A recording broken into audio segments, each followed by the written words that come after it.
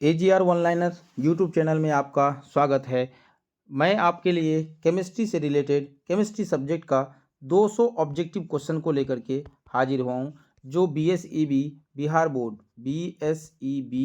Bihar board में अब तक जो केमिस्ट्री के क्वेश्चन पूछे गए हैं उन्हीं क्वेश्चनों का सेट बना के लाया हूँ। चलते हैं बारी बारी से प्रत्येक क्वेश्चन को देखते हैं, ताकि आपके मैट्रिक परीक्षा 2025 में जो होने वाली है उसमें पूछे जाने वाले प्रत्येक सवाल का आंसर को तलाश करते हैं और आप लोग याद कर लें, ताकि केमिस्ट्री में पूछे जाने वाले प्रत्येक क्वेश्चन का आंसर आप लोग सही सही से दे सकें।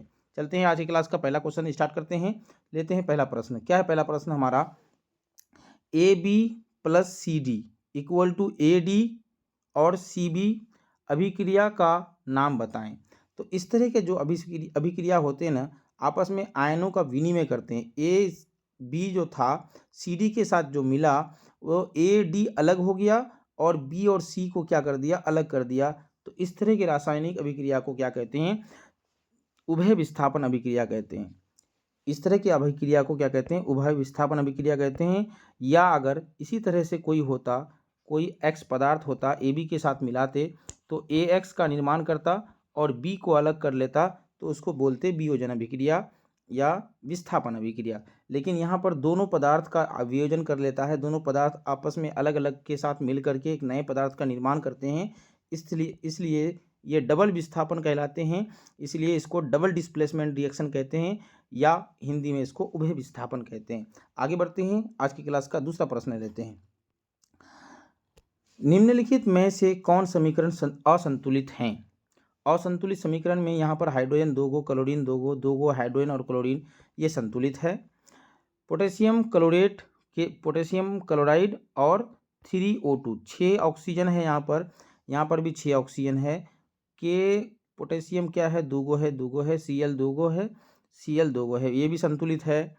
यहाँ पूछा है असंतुलित, तो PbNO3 PbONO2 O2 H2 2H2 2H2O, ये वाला भी संतुलित है। इसका मतलब ये वाला जो होंगे ये आपके करेक्ट आंसर हो सकते हैं, और होंगे ही, क्योंकि Pb यहाँ पर A गो है, यहाँ पर A गो है, यहाँ ऑक्सीजन आपका 6 गो है, तो 2 गो 4 गो, यहाँ ऑक्सीजन ये 1 गो है, 5 गो है। तो इसलिए आपका राइट आंसर क्या होने वाला है? ऑप्शन नंबर C करेक्ट होने वाला है। इसका क्वेश्चन नंबर दूसरा का ऑप्शन नंबर C करेक्ट होने वाला है, क्योंकि ऑक्सीजन की संख्या दोनों तरफ समान नहीं है। यहाँ पर हाइड्रोजन और क्लोरीन की संख्या दोनों तरफ समान है, पोटेशियम क्लोरीन ऑक्सीजन की संख्या दोनों तरफ समान है, इसलिए इसमें नहीं है ऑक्सीजन की संख्या, इसलिए ये क्या होंगे? असंतुलित कहलाएंगे। आगे बढ़ते हैं, आज की क्लास का तीसरा क्वेश्चन लेते हैं। तीसरा क्वेश्चन क्या है? निम्नलिखित में से कौन समीकरण संतुलित हैं? संतुलित होने का मतलब इधर वाला जो अणु है, परमाणुओं की संख्या इधर दाहिने तरफ वाले परमाणु या अणुओं की संख्या समान होगा, तो उसको क्या कहते हैं? संतुलित कहते हैं। तो यहाँ पर एक लोहा का अणु है और यहाँ पर भी एक है। क्लोरीन 2 गो है, यहाँ पर क्लोरीन 3 गो है, तो ये संतुलित खैर नहीं हुआ, ये नहीं होगा आंसर में। NH4, यहाँ पर H4 है और N यहाँ पर 2 गो है, तो 2 गो N है। यहाँ पर ऑक्सीजन 2 गो है, तो यहाँ पर ऑक्सीजन की संख्या क्या होगी? 1 है, यहाँ पर 2 गो है, तो ये संतुलित हैं। कौन बोला संतुलित है? तो option number B right answer होने वाला है, क्योंकि NH4NO2 और नाइट्रोजन और 2H2O जल का निर्माण होता है। ये संतुलित हैं, क्योंकि नाइट्रोजन और हाइड्रोजन और ऑक्सीजन की संख्या दाहिने तरफ और बाएं तरफ बराबर हैं, इसलिए वो संतुलित हो जाएंगे। ये संतुलित नहीं है, ये वाले भी संतुलित नहीं है, क्योंकि Br यहाँ पर एक गो है, यहाँ पर 2 गो Br है, इसलिए ये क्या होंगे? असंतुलित होंगे। तो इस तीसरा नंबर क्वेश्चन का राइट आंसर क्या होने वाला है? ऑप्शन नंबर बी करेक्ट होने वाला है। आगे बढ़ते हैं, क्वेश्चन नंबर चौथा। निम्नांकित में से कौन समीकरण संतुलित है? निम्नांकित में से कौन समीकरण संतुलित हैं? तो ये वाले भी तो नहीं है, क्योंकि 2 गो हाइड्रोजन है, यहाँ पर 1 गो हाइड्रोजन है, यहाँ मैग्नीशियम, यहाँ पर ऑक्सीजन, तो Mg ये भी नहीं है, संतुलित नहीं है, क्योंकि यहाँ पर 2 गो ऑक्सीजन है, यहाँ पर 1 गो ऑक्सीजन है। उसके बाद लोहा की संख्या यहाँ 1 है, यहाँ भी 1 है, क्लोरीन की संख्या 2 है, यहाँ पर 1 गो है, ये भी संतुलित नहीं है। इसका मतलब आपका राइट आंसर क्या होने वाला है? ऑप्शन नंबर डी करेक्ट होने वाला है। तो चौथा नंबर क्वेश्चन का राइट आंसर क्या होगा? ऑप्शन नंबर डी करेक्ट होने वाला है, क्योंकि दाहिने तरफ और बाएं तरफ, एरो के दाहिने तरफ और बाएं तरफ अणुओं और परमाणुओं की संख्या समान है। आगे बढ़ते हैं, क्वेश्चन नंबर 5वां। क्वेश्चन नंबर 5वां, निम्नांकित में रेडॉक्स अभिक्रिया कौन सी है? तो याद रखिएगा निम्नांकित में रेडॉक्स अभिक्रिया कौन सी है? रेडॉक्स अभिक्रिया उसी को कहते हैं जिसमें ऑक्सीकरण और ऑक्सीडेशन दोनों साथ साथ होता है, इसको क्या कहते हैं? रेडॉक्स अभिक्रिया कहते हैं। तो यहाँ पर 5 नंबर क्वेश्चन का राइट आंसर क्या होने वाला है? ऑप्शन नंबर बी करेक्ट होने वाला है, क्योंकि हाइड्रोजन और क्लोरीन, हाइड्रोजन का संयोग और हाइड्रोजन का विस्थापन, एक ऑक्सीजन का विस्थापन यहाँ पर नहीं है, क्लोरीन का संयोग हो रहा है, इसलिए ये अभिक्रिया क्या कहलाएगी? रेडॉक्स अभिक्रिया कहलाएगी। क्वेश्चन नंबर 5 का राइट आंसर क्या होने वाला है? ऑप्शन नंबर बी करेक्ट होने वाला है। आगे बढ़ते हैं क्वेश्चन नंबर 6। क्वेश्चन नंबर 6 कैसा, थोड़ा सा लंबा लेंदी क्वेश्चन है, इसलिए थोड़ा जूम आउट कर लेते हैं। उसके बाद निम्नांकित में रेडॉक्स अभिक्रिया कौन है? तो याद रखिएगा रेडॉक्स अभिक्रिया में ऑक्सीकरण और अवकरण की अभिक्रियाएं दोनों साथ साथ होती है, इसलिए इसको क्या कहते हैं? रेडॉक्स अभिक्रिया कहते हैं। यहाँ पर ऑप्शन नंबर डी होना चाहिए था, इसका राइट आंसर क्या होगा? ऑप्शन नंबर डी करेक्ट होने वाला है। ऑप्शन नंबर डी में ऑक्सीकरण और अवकरण दोनों साथ साथ होता है, बाकी इसमें नहीं होते हैं, इसलिए क्वेश्चन नंबर 6 का right answer option number D correct होने वाला है। आगे बढ़ते हैं क्वेश्चन नंबर 7। समीकरण 2Cu + O2 = 2CuO किस प्रकार की अभिक्रिया है? तो याद रखिएगा 7 नंबर क्वेश्चन का राइट आंसर ऑप्शन नंबर क्या होने वाला है? ऑप्शन नंबर बी करेक्ट होने वाला है, ऑक्सीकरण अभिक्रिया, क्योंकि ऑक्सीजन का संयोग हो रहा है। आगे बढ़ते हैं क्वेश्चन नंबर 8वां। अभिक्रिया Fe2O3 + 2 एल्यूमिनियम Al2O3 + 2 Fe किस प्रकार की अभिक्रिया है? तो याद रखिएगा यहाँ पर से FeO3 में ऑक्सीजन जुड़ा हुआ था, एल्यूमिनियम द्वारा विस्थापित कर दिया गया उसको, तो इसलिए इसको क्या बोलेंगे? विस्थापन अभिक्रिया बोलेंगे। विस्थापन अभिक्रिया ऑप्शन नंबर सी में राइट आंसर होने वाला है, ऑप्शन नंबर सी। आगे बढ़ते हैं क्वेश्चन नंबर 8 के बाद क्वेश्चन नंबर 9। अभिक्रिया CuO + S2 Cu + S2O किस प्रकार की अभिक्रिया है? तो याद रखिएगा राइट आंसर इसका क्या होगा? अपचयन अभिक्रिया है। अपचयन, ऑक्सीकरण अभिक्रिया को अपचयन बोलते हैं, इसलिए हाइड्रोजन का संयोग हो रहा है। आगे बढ़ते हैं क्वेश्चन नंबर 10। निम्न में कौन अपचायक है? तो याद रखिएगा राइट आंसर क्या होगा इसका? ऑप्शन नंबर सी, ऑक्सीजन क्या होता है? एक अपचायक होता है, अपचायक का काम करता है ये। उसके बाद क्वेश्चन नंबर 11। निम्नलिखित में कौन ऑक्सीकारक है? तो याद रखिएगा 11 नंबर क्वेश्चन का राइट आंसर क्या होने वाला है? ऑक्सीजन क्या होता है? क्या है? ऑक्सीकारक है। हाँ, ऑक्सीजन क्या है? एक ऑक्सीकारक है। उसके बाद आगे बढ़ते हैं क्वेश्चन नंबर 12। क्वेश्चन नंबर 12,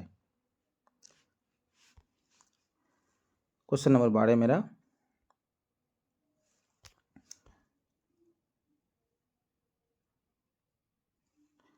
हाँ, क्वेश्चन नंबर 12 है मेरा H2S + I2 मतलब हाइड्रोजन सल्फाइड और आयोडीन मिलकर के हाइड्रोजन आयोडाइड और सल्फर का निर्माण करता है, में कौन अपचायक है?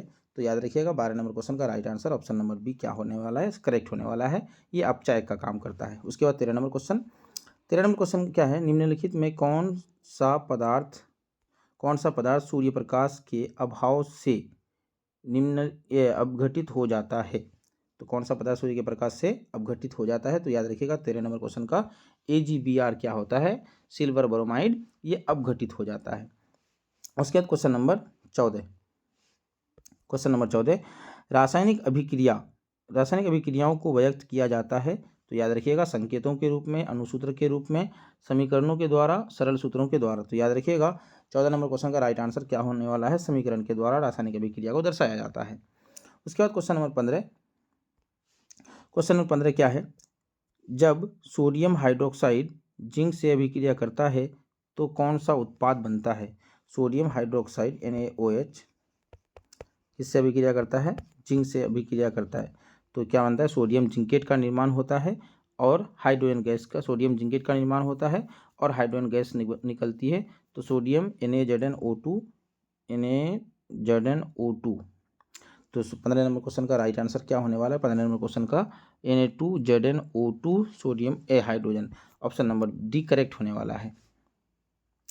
उसके बाद आगे बढ़ते हैं क्वेश्चन नंबर 15 के 15 के बाद क्वेश्चन नंबर 16। क्वेश्चन नंबर 16 है हमारा, निम्न में से कौन उत्पाद लेड नाइट्रेट को गर्म करने पर प्राप्त होता है? लेड नाइट्रेट को गर्म करने पर कौन से उत्पाद प्राप्त होते हैं? क्वेश्चन नंबर 16 का राइट आंसर क्या होने वाला है?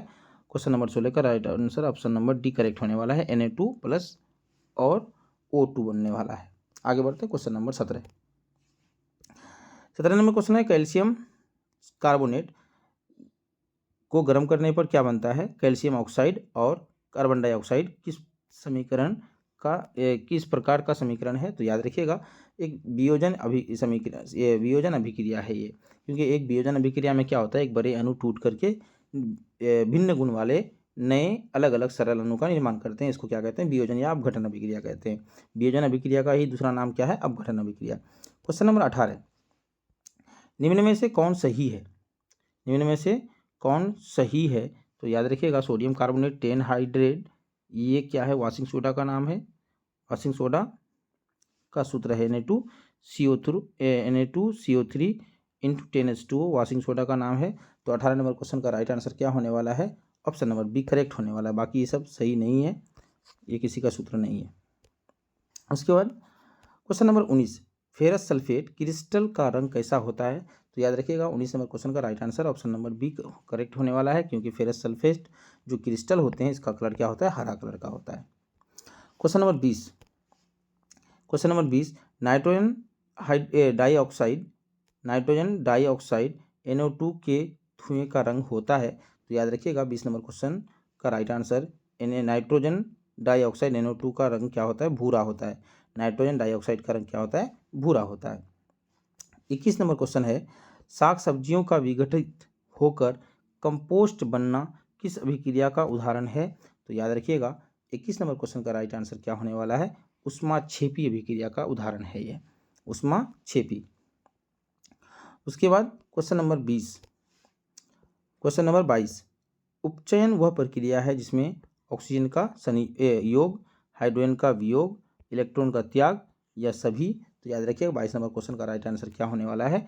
उपचयन अभिक्रिया उसको कहते हैं जिसमें ऑक्सीजन का योग होता है और हाइड्रोजन का वियोजन होता है, इलेक्ट्रॉन का त्याग होता है। इस प्रकार इसका राइट आंसर क्या हो जाएगा? सभी हो जाएगा। उसके बाद question number 23, zinc plus copper sulphate, zinc sulphate और कॉपर की दी गई रासायनिक अभिक्रिया किस प्रकार की है? तो संयोजन अभिक्रिया है, विस्थापन अभिक्रिया है, द्विविस्थापन अभिक्रिया है, वियोजन अभिक्रिया है। तो 23 नंबर क्वेश्चन का राइट आंसर क्या हो जाएगा? ऑप्शन नंबर बी करेक्ट हो जाएगा, क्योंकि एक जिंक के साथ एक कॉपर के साथ सल्फेट मिला हुआ था, कॉपर को हटा करके जिंक सल्फेट के साथ मिल गया, इसलिए इसको क्या कहा जाएगा? विस्थापन अभिक्रिया कहा जाएगा या वियोजन डिस्प्लेसमेंट रिएक्शन कहलाएगा ये। आगे बढ़ते हैं क्वेश्चन नंबर 24, निम्नलिखित में से कौन सा बुझा हुआ चूना है? तो कौन सा बुझा हुआ चूना है? 24 नंबर क्वेश्चन का राइट आंसर क्या होने वाला है? ऑप्शन नंबर बुझा हुआ चूना है तो कैल्शियम हाइड्रोक्साइड। कैल्शियम हाइड्रोक्साइड को क्या कहते हैं? बुझा हुआ चूना कहते हैं। कैल्शियम ऑक्साइड को कली चूना कहते हैं। कैल्शियम ऑक्साइड को कली चूना कहते हैं, कैल्शियम हाइड्रोक्साइड को बुझा हुआ चूना कहते हैं। उसके बाद क्वेश्चन नंबर 25 है एक कांच परख नली में लिए गए विलयन में से एक लोहे की कील को डुबाया गया। आधे घंटे के बाद ये देखा गया कि विलयन का परिवर्तित हो चुका है, विलयन का रंग परिवर्तित हो चुका है। उस जांच परख नली का में विलयन था, तो क्या होगा? 25 नंबर क्वेश्चन का राइट आंसर ऑप्शन नंबर क्या होने वाला है? कॉपर का विलयन होगा, क्योंकि क्या डाला गया था? एक लोहे का कील डाला गया था। तो लोहा से क्रियाशील कौन है? ये कॉपर को विस्थापित कर देगा लोहा, इसलिए इसमें कौन सा विलयन था? तो कॉपर सल्फेट का विलयन था। आगे बढ़ते हैं क्वेश्चन नंबर 26 क्या है? क्वेश्चन नंबर 26, रासायनिक अभिक्रिया के दौरान किसी पदार्थ में ऑक्सीजन का ह्रास कहलाता है। तो 26 नंबर क्वेश्चन का राइट आंसर क्या होने वाला है? अपचयन कहलाता है। ऑक्सीजन का ह्रास अपचयन कहलाएगा। उसके बाद क्वेश्चन नंबर 27 के बाद 26 के बाद क्वेश्चन नंबर 27, Fe मतलब लोहा CuSO4 के साथ मिलाया गया, लोहा सल्फेट के साथ अलग हो गया, कॉपर बेचारे को अलग कर दिया। तो इस अभिक्रिया उपयुक्त रासायनिक अभिक्रिया है, तो ये भी विस्थापन अभिक्रिया है। तो विस्थापन अभिक्रिया ऑप्शन नंबर ए में करेक्ट होने वाला है। 27 नंबर क्वेश्चन का right answer option number A correct होने वाला है। आगे बढ़ते हैं क्वेश्चन नंबर 28, जिंक तथा सल्फ्यूरिक अम्ल के बीच अभिक्रिया से निम्नलिखित में कौन सी गैस निकलती है? तो जिंक Zn सल्फ्यूरिक अम्ल H2SO4 के साथ अभिक्रिया करेगा, तो क्या हो जाएगा? जिंक SO4 बदल जाएगा और हाइड्रोजन गैस को त्याग देगा। हाइड्रोजन गैस निकलेगा। तो यहाँ पर क्या है, ऑप्शन नंबर सी करेक्ट होने वाला है। हाइड्रोजन ऑप्शन नंबर सी में मौजूद है। तो 28 नंबर क्वेश्चन का right answer option number C correct होने वाला है। उसके बाद 29 नंबर क्वेश्चन, जब किसी अभिक्रिया के समय किसी पदार्थ में ऑक्सीजन की वृद्धि होती है तो निम्नलिखित में से क्या कहा जाता है। तो याद रखिएगा 29 नंबर क्वेश्चन का राइट आंसर क्या हो जाने वाला है, उपचयन होने वाला है। 30 नंबर क्वेश्चन, रासायनिक अभिक्रिया में भाग लेने वाले पदार्थ को कहा जाता है। तो याद रखिएगा भाग लेने वाले पदार्थ को क्या कहते हैं, अभिकारक कहते हैं। और जो बनता है उसको क्या कहते हैं, उत्पाद कहते हैं। ये अभिकारक जो रासायनिक अभिक्रिया में भाग लेता है, रासायनिक अभिक्रिया में भाग लेने के पश्चात जो पदार्थ बनते हैं उसको क्या कहते हैं, उत्पाद कहते हैं। भाग लेता है अभिक्रिया, उत्पाद बनता है। 31 नंबर क्वेश्चन क्या है, समीकरण 2H2 + O2 इक्वल टू क्या बनेगा, 2H2O है। तो याद रखिएगा ये संयोजन अभिक्रिया है, क्योंकि दो छोटे छोटे अणु आपस में जुड़ करके एक बड़े अणु का निर्माण करते हैं। तो इस तरह की रासायनिक अभिक्रिया को क्या कहते हैं, संयोजन अभिक्रिया कहते हैं। आगे बढ़ते हैं क्वेश्चन नंबर 32, निम्न में से कौन विस्थापन अभिक्रिया का एक उदाहरण है। तो याद रखिएगा विस्थापन अभिक्रिया का उदाहरण होने के लिए किसी एक बड़े अणु से किसी छोटे से अणु द्वारा उसको विस्थापन करने की प्रक्रिया को, उस रासायनिक अभिक्रिया को क्या कहते हैं, विस्थापन अभिक्रिया कहते हैं। ऑप्शन नंबर, इस तरह की रासायनिक अभिक्रिया ऑप्शन नंबर सी में मौजूद है। तो 32 नंबर क्वेश्चन का right answer option number C correct होने वाला है। चलते हैं आगे बढ़ते हैं क्वेश्चन नंबर 32 के बाद अगला चैप्टर का क्वेश्चन नंबर पहला चैप्टर का हम क्वेश्चन नंबर 32 को ऑब्जेक्टिव क्वेश्चन कराए, जो कि पिछले ईयर में पूछे गए सभी प्रश्न हैं। आगे बढ़ते हैं दूसरा नंबर चैप्टर का धातु, अधातु और उपधातु का चैप्टर का पहला क्वेश्चन लेते हैं। अम्ल भस्म तथा लवण के दूसरा नंबर चैप्टर है अम्ल भस्म तथा लवण का, उसका पहला क्वेश्चन लेते हैं। क्या है पहला प्रश्न हमारा, निम्नलिखित में से कौन प्रबल भस्म है। तो प्रबल भस्म के लिए हमेशा याद रखिएगा सोडियम हाइड्रोक्साइड प्रबल भस्म है, HCl प्रबल अम्ल है। प्रबल भस्म है ये, मतलब प्रबल भस्म है ये, प्रबल अम्ल है ये। याद रखिएगा प्रबल अम्ल और प्रबल भस्म की बात करेगी जब, तो याद रखिएगा प्रबल भस्म और प्रबल अम्ल होगा ये। उसके बाद दूसरा नंबर क्वेश्चन है हमारा, निम्नलिखित में से कौन एक अम्ल है। तो याद रखिएगा अम्ल का अभिक्रिया अम्ल स्वाद में खट्टा होता है और जल में घुलाने पर हाइड्रोजन आयन प्रदान करता है। तो याद रखिएगा, तो HNO3 जो है ना नाइट्रिक अम्ल है, ये क्या होगा, जल में घुलाने पर हाइड्रोजन आयन देगा, इसलिए इसको क्या कहते हैं, अम्ल कहते हैं। उसके बाद क्वेश्चन है हमारा तीसरा नंबर क्वेश्चन है, निम्नलिखित में कौन भस्म नहीं है। तो याद रखिएगा भस्म नहीं है तो सोडियम क्लोराइड एक भस्म नहीं है, ये भी भस्म है, ये भी भस्म है। OH हाइड्रोक्साइड आयन प्रदान करेंगे जल में, ये भी हाइड्रोक्साइड आयन प्रदान करेगा जल में, लेकिन ये उभयधर्मी है, क्योंकि जिंक ऑक्साइड उभयधर्मी होते हैं, क्योंकि ये अम्ल भी होते हैं, ये भस्म के भी कैटेगरी के होते हैं। इसीलिए सोडियम क्लोराइड जो है ये, इसका pH मान 7 होता है। सोडियम क्लोराइड का pH मान क्या होता है, 7 होता है। ये लवण है, ना तो अम्ल है ना तो भस्म है, इसलिए इसको क्या कहेंगे, ये भस्म नहीं है। तो ऑप्शन नंबर डी करेक्ट होने वाला है। आगे बढ़ते हैं क्वेश्चन नंबर 3 के बाद क्वेश्चन नंबर 4। क्वेश्चन नंबर 4 है हमारा,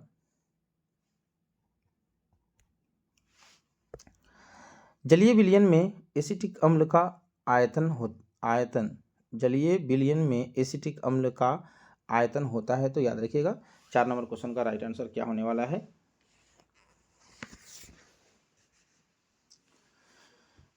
ऑप्शन नंबर क्या होने वाला है, जलीय विलयन में एसिटिक अम्ल का आयतन होता है तो आंशिक रूप में होता है। जलीय विलयन में एसिटिक अम्ल का आयतन क्या होता है, आंशिक रूप में होता है, बहुत कम होता है। उसके बाद क्वेश्चन नंबर 5, पोटास एलम फिटकरी का सही रासायनिक सूत्र क्या होता है। फिटकरी को हम लोग बोरेक्स भी बोलते हैं। तो फिटकरी का रासायनिक सूत्र क्या होता है, K2SO4 इंटू, तो यहाँ पर ऑप्शन नंबर 5 में कौन सा वाला होगा, option number K2SO4 into Al2SO4 whole 3 into 24H2O। तो ऑप्शन नंबर सी करेक्ट होने वाला है। पोटास एलम या फिटकरी K2SO4 into Al2SO4 whole 3 into 24H2O potash alum का या फिटकरी का रासायनिक सूत्र है। उसके बाद क्वेश्चन नंबर 6, आर्हेनियस अम्ल जलीय विलयन में क्या करता है, हाइड्रोजन आयन बढ़ाता है, नहीं हाइड्रोजन आयन प्रदान करता है। याद रखिएगा ऑप्शन नंबर बी करेक्ट होने वाला है। उसके बाद 7 नंबर क्वेश्चन है हमारा, निम्नांकित में प्राकृतिक सूचक कौन है? निम्नांकित में प्राकृतिक सूचक कौन सा है? तो याद रखिएगा, निम्नांकित में प्राकृतिक सूचक कौन सा है? हल्दी, मिथाइल ऑरेंज, फिनोल्फ्थालीन। तो याद रखिएगा 7 नंबर क्वेश्चन का राइट आंसर क्या होने वाला है? प्राकृतिक सूचक हल्दी है। मिथाइल ऑरेंज बनाया जाता है, फिनोल्फ्थालीन बनाए जाते हैं, इसलिए राइट आंसर ऑप्शन नंबर 7 का ऑप्शन नंबर ए करेक्ट होने वाला है। आगे बढ़ते हैं क्वेश्चन नंबर 8। क्वेश्चन नंबर 8 क्या है? लिटमस विलयन बैगनी रंजक होता है जो निम्न में किससे निकाला जाता है? तो याद रखिएगा 8 नंबर क्वेश्चन का राइट आंसर क्या हो जाएगा? लिटमस किसके बनाए जाते हैं? तो लाइकेन के बनाए जाते हैं, लाइकेन के पत्तों के बनाए जाते हैं लिटमस पेपर।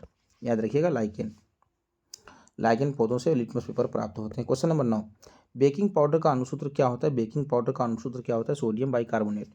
जो हम लोग किसी चीज़ को तेल में, ऑयल में फ्राई करने से वो फूल जाते हैं, एक्स्ट्रा उसमें कलर आता है, तो उसको हम लोग क्या कहते हैं? सोडियम बाइकार्बोनेट कहते हैं। ये स्वादिष्ट होता है, खाने में टेस्टी भी होता है, इसलिए हम लोग खाने के सामान में इसको मिलाते हैं।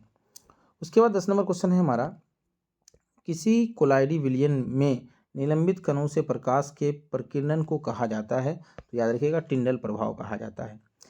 11 नंबर क्वेश्चन है, हमारा शरीर का पीएच मान कितने परास तक होता है? तो याद रखिएगा हमारे शरीर में पीएच मान में जो रक्त के होंगे वही होंगे हमारे शरीर का पीएच मान। तो याद रखिएगा 7.70 से 7.8 तक होता है हमारे शरीर के पीएच का मान। उसके बाद 12 नंबर क्वेश्चन है, 12 नंबर प्रश्न है हमारा, निम्नलिखित में से पीएच का कौन सा मान क्षारक विलयन का मान देता है? तो याद रखिएगा पीएच मान कौन सा क्षारक विलयन का देता है? तो याद रखिएगा ये अम्ल है, क्योंकि 7 से कम है। ये 7 है तो उदासीन है, 6 है तो अम्ल है। ये ऑप्शन नंबर डी 13 हैं, जो कि 14 से कम, 7 से अधिक हैं, इसलिए ये क्षारक प्रकृति के होंगे।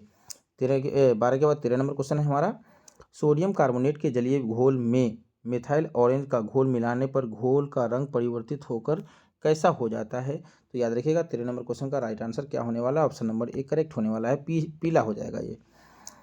14 नंबर क्वेश्चन है, नीला थोथा तूतिया का रासायनिक सूत्र होता है? तो याद रखिएगा नीला थोथा या तूतिया का रासायनिक सूत्र क्या होता है? कॉपर सल्फेट और 5 अणु जल इसके साथ मिले होते हैं, जिसको क्या कहते हैं? तूतिया कहते हैं या नीला थोथा कहा जाता है। उसके बाद क्वेश्चन नंबर 15, निम्नांकित में कौन लवण है? तो याद रखिएगा 15 नंबर क्वेश्चन का राइट आंसर क्या होने वाला है? ऑप्शन नंबर सी करेक्ट होगा, क्योंकि ये लवण है, बाकी ये अम्ल हैं, ये भस्म है, और ये भी ये भस्म है। तो ये पोटेशियम सल्फेट क्या है? एक तरह का लवण है, पोटेशियम सल्फेट। उसके बाद क्वेश्चन नंबर क्या होने वाला? क्वेश्चन नंबर 16, चीनी का रासायनिक सूत्र क्या होता है? C6H12O6 होता है, C12H22O11 होता है, C6H12O6 ग्लूकोज का होता है, ग्लूकोज का सूत्र होता है ये, और ये शुगर का सूत्र होता है, C12H22O11 चीनी का सूत्र होता है। आगे बढ़ते हैं question number 17। Question number 17, sodium carbonate का अणुसूत्र है। सोडियम कार्बोनेट का अणुसूत्र क्या होता है? 17 नंबर क्वेश्चन का right answer option number sodium carbonate Na2CO3 होता है। सोडियम कार्बोनेट का अणुसूत्र Na2CO3 होता है। उसके बाद 18 नंबर क्वेश्चन है, उदासीन विलयन जल का पीएच होता है। उदासीन विलयन जल जो होता है उसका पीएच मान क्या होता है? तो याद रखिएगा 7 के बराबर होता है पीएच मान। क्या जिसका भी पीएच मान 7 होगा वो उदासीन होता है। आगे बढ़ते हैं क्वेश्चन नंबर 19, सल्फ्यूरिक अम्ल का अणुसूत्र होता है तो H2SO4, ये सल्फ्यूरिक अम्ल का अणुसूत्र होता है H2SO4। उसके बाद 20 नंबर क्वेश्चन है, अम्ल का पीएच मान होता है तो 7 से कम होता है, अम्ल का पीएच मान 7 से कम होता है। उसके बाद 21 नंबर क्वेश्चन है, ग्लूकोज का रासायनिक सूत्र होता है? तो याद रखिएगा अभी बात की C6H12O6 ग्लूकोज का रासायनिक सूत्र होता है। खड़िया का रासायनिक सूत्र होता है सोडियम कैल्शियम कार्बोनेट, खड़िया का रासायनिक सूत्र होता है CaCO3, खड़िया का रासायनिक सूत्र CaCO3 होता है। उसके बाद 23 नंबर क्वेश्चन है, लवण Na2CO3 का जलीय विलयन क्या होगा? लवण Na2CO3 का जलीय विलयन क्या होगा? सोडियम कार्बोनेट का जलीय विलयन क्या हो जाएगा? याद रखिएगा राइट आंसर ऑप्शन नंबर 7 से अधिक होता है। सोडियम कार्बोनेट क्या है? एक तरह का भास्मिक लवण है, इसलिए इसका पीएच मान क्या होगा? 7 से अधिक होने वाला है। 24 नंबर क्वेश्चन, ऑक्जेलिक अम्ल का प्राकृतिक स्रोत निम्नलिखित में कौन है? ऑक्जेलिक अम्ल का प्राकृतिक स्रोत निम्न में से कौन है? तो याद रखिएगा 24 नंबर क्वेश्चन का राइट आंसर क्या होने वाला है? टमाटर होने वाला है। टमाटर में कौन सा अम्ल पाए जाते हैं? तो ऑक्जेलिक अम्ल पाए जाते हैं। टमाटर में ऑक्जेलिक अम्ल पाए जाते हैं। ये विटामिन सी पाया जाता है संतरे में, और ये एसिटिक अम्ल पाए जाते हैं। सिरका में भी एसिटिक अम्ल पाया जाता है। इमली में टार्टरिक अम्ल पाए जाते हैं। इमली में टार्टरिक अम्ल पाए जाते हैं। उसके बाद 24 के बाद 25 नंबर क्वेश्चन है हमारा। 25 नंबर क्वेश्चन है हमारा, विरंजक चूर्ण का रासायनिक सूत्र क्या होता है? विरंजक चूर्ण का रासायनिक सूत्र क्या होता है? तो याद रखिएगा, विरंजक चूर्ण CaOCl2 होता है रासायनिक सूत्र विरंजक चूर्ण। 25 के बाद 26 नंबर क्वेश्चन है, धोबिया सोडा या धोबन सोडा का रासायनिक सूत्र क्या होता है? धोबन सोडा का रासायनिक सूत्र होता है Na2CO3 × 10H2O होता है। धोबन सोडा का रासायनिक सूत्र Na2CO3 × 10H2O होता है। 27 के बाद 26 के बाद 27 नंबर क्वेश्चन है, जिप्सम का रासायनिक सूत्र क्या होता है? जिप्सम का रासायनिक सूत्र होता है × 2H2O, कैल्शियम सल्फेट इंटू 2 अणु जल के साथ मिले होते हैं। इसको गर्म करने के पश्चात ये क्या बनाए जाते हैं? हेमीहाइड्रेट बनाया जाता है। कैल्शियम सल्फेट का हेमीहाइड्रेट, जिसको क्या कहते हैं? POP, प्लास्टर ऑफ पेरिस कहते हैं। 27 के बाद 28 नंबर क्वेश्चन है हमारा। 28 नंबर क्वेश्चन है, किस रासायनिक यौगिक को गर्म करने पर प्लास्टर ऑफ पेरिस प्राप्त किया जाता है? तो याद रखिएगा, जिप्सम को गर्म करने पर प्लास्टर ऑफ पेरिस बनाया जाता है। 28 के बाद 29 नंबर क्वेश्चन है, निम्न में से कौन गैस चूने का पानी को दूधिया कर देता है? तो याद रखिएगा, चूने का पानी को कौन सा गैस दूधिया कर देता है? तो कार्बन डाइऑक्साइड चूने का पानी को क्या कर देता है? दूधिया कर देता है। उसके बाद 30 नंबर क्वेश्चन है। 30 नंबर क्वेश्चन, कोई विलयन लाल लिटमस को नीला कर देता है, इसका पीएच मान क्या होगा? लाल को जब नीला कर देता है तो इसका पीएच मान क्या होगा? 7 से अधिक होगा। अगर नीले को लाल करता तो ये 1 भी होता, 4 भी होता, 6 भी होता। लाल को नीला करेगा तो विलयन का पीएच मान 7 से अधिक होगा, वो भास्मिक होंगे। उसके बाद 31 नंबर क्वेश्चन है हमारा, संगमरमर का रासायनिक सूत्र क्या होता है? तो याद रखिएगा, संगमरमर का रासायनिक सूत्र, कैल्शियम कार्बोनेट को खाड़िया भी बोलते हैं, संगमरमर भी बोलते हैं, कैल्शियम कार्बोनेट भी बोलते हैं।